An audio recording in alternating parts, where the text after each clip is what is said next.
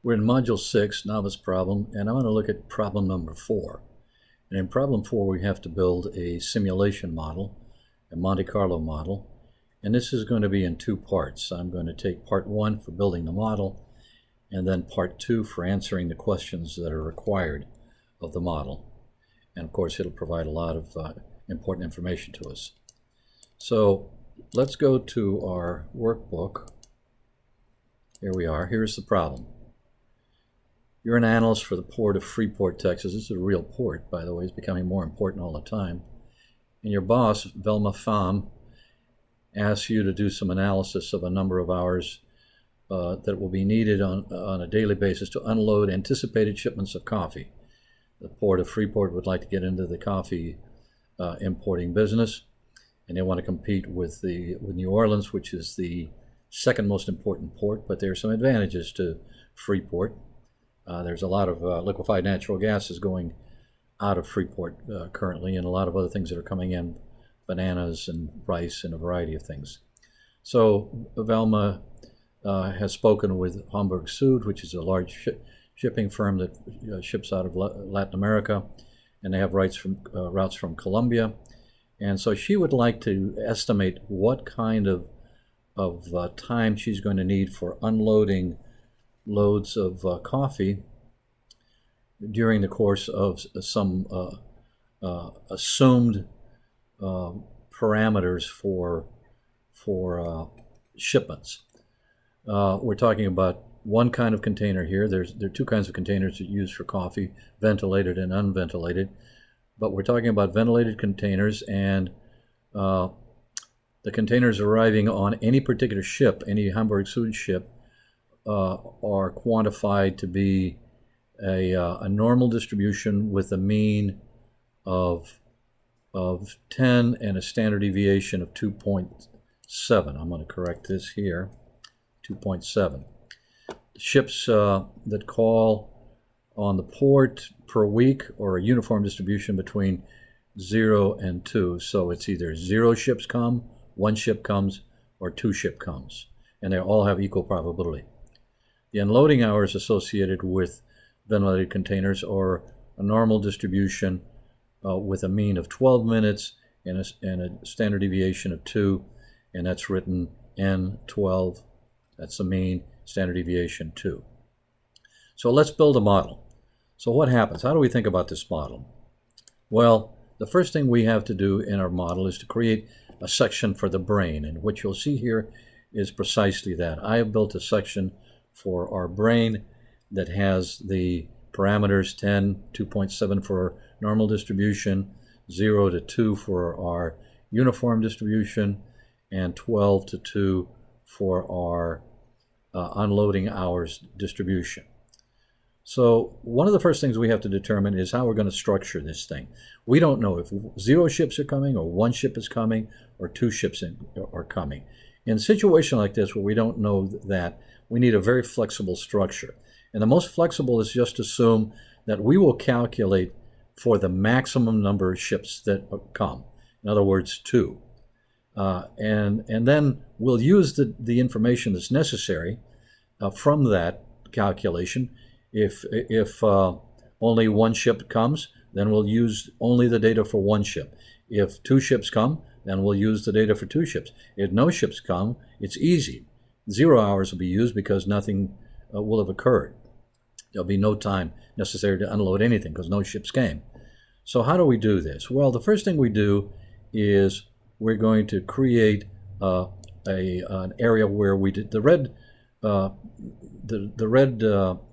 text numbers here are calculations that we do. You can see that the first thing that I determine is the number of ships that are coming. And I use a ran between 0 and 2, T8 and U8. And if I hit my, if I go to my formulas and I hit recalculate, you can see how that changes from 0 to 1 to 2 to 0 to 1 to 2 to 0 to 1 to 1, 0. These are all randomly selected. So every possible value 0, 1, and 2 have the same probability of being selected. So in this case, no ships are arriving. Then I create a table where I say, all right, what happens if the first ship arrives? Well, or 0 ships arrive. Well, 0 ships always leads to 0 hours, so that's easy. What about the second ship? What if a first ship arrives, the number 1 ship? This was a number 0 ship. This is a number 1 ship. Then I calculate for that the number of containers that are coming as a result of that first ship arriving. And I use the norm inverse with a rand in the first argument and then the mean and the standard deviation next. So this is really the basic function that does that calculation. The other part of this, the round, is simply saying, well, look, if I just use rand, I'm going to get fractional values. I don't want fractional values, so I'm going to round it and have no decimal values. So in this case, I get 9. That's probably rounded from 9 point something or other. And if I go to my recalculate, you can see those values changing. In this case, 2 ships came. For the first ship, 10 containers were on board. 8 containers were on board for the second ship. Then I say, all right, if that's the number of containers that are coming, then I need to calculate the time required for each container. And that's what happens in this cell. This cell says, I'm going to look at my index number here, 1 through a very large number, to make sure that I count all of the ships or all the containers that might arrive. And I usually use the number 3 times the mean of the largest value here, which would be 30 here and 36 here. I have a little fewer here, but that's not going to hurt us.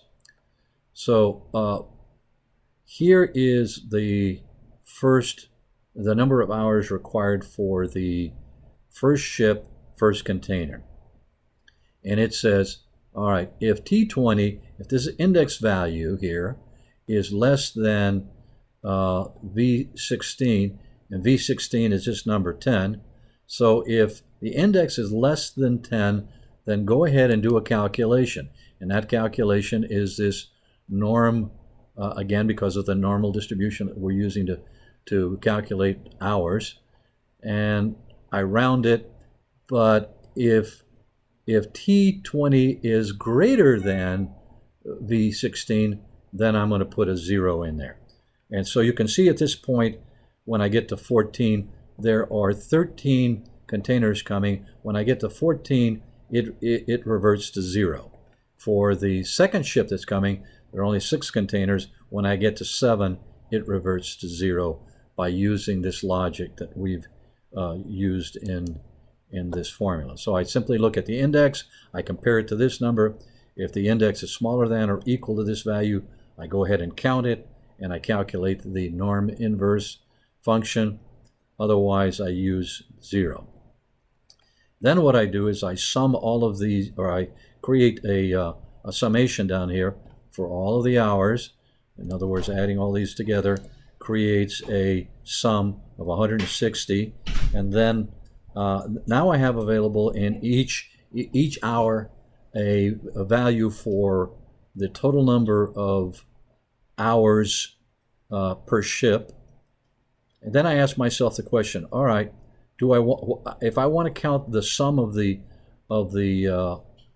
total number of ships and total number of hours, how do I do that? I ask myself the question, all right, is this value here is the number of ships up here, the very same value. If this is 0, then what happens is the value of the hours is 0.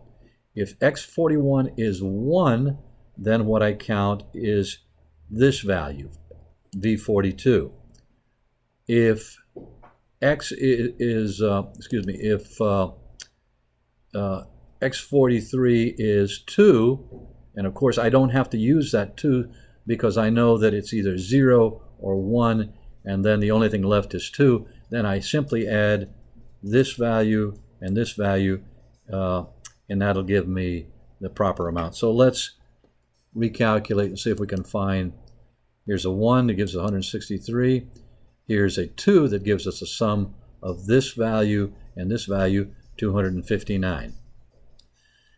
Now, this is our golden formula, as we had before, and now all I have to do is create 1,000 replications of this thing in order to say, okay, this was just one experiment, I need 1,000 experiments. How do I do that? Well, I create a data table, and let me destroy this data table and recalculate it. I know there are 1,000 in here because I have 100 rows by 10 columns. So I'm going to grab the entire area, 1,000 cells where I'm doing the calculations. I'm going to go to data. I'm going to go to what if, data table. I'm going to select row input as an empty cell and column input as an empty cell. Hit OK, and there you see the table is populated. Now I've got 1,000 experiments, and in the next part of this video we will talk about calculating summary statistics for this, and then making some probability statements about what we're doing here. All right, that's part 1, problem 4 in module 6.